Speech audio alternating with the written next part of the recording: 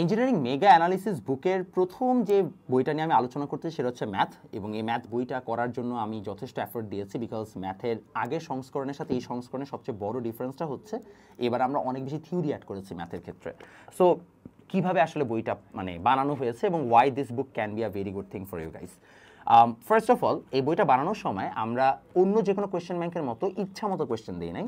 আমি নিজেই এখানে ইচ্ছা করে কোয়েশ্চেন ট্রিম অফ করেছি, অর্থাৎ দেখা গেছে একই কোয়েশ্চেন রিপিট হইলে বা একই টাইপের কোয়েশ্চেন রিপিট হলে আমরা সেটাকে বারবার রিপিট দেই নাই, আমরা ওই কোয়েশ্চেনটা মোটামুটি একবার দিয়েই ছেড়ে দিছি।